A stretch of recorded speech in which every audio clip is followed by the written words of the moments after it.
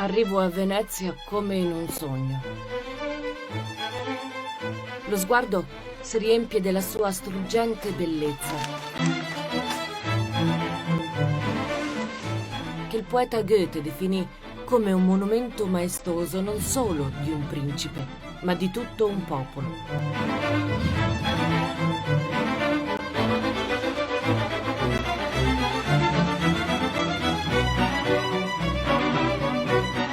Ed è un regalo scoprire le sue preziose, antichissime radici, che tutto il mondo ci invidia.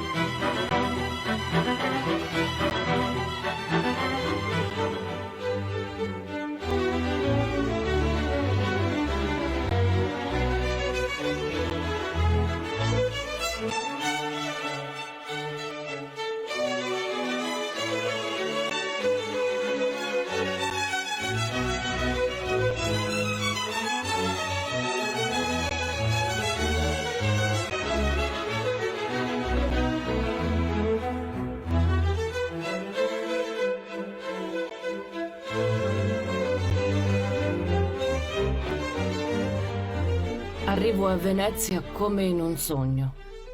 Lo sguardo si riempie della sua struggente bellezza, che il poeta Goethe definì come un monumento maestoso non solo di un principe, ma di tutto un popolo.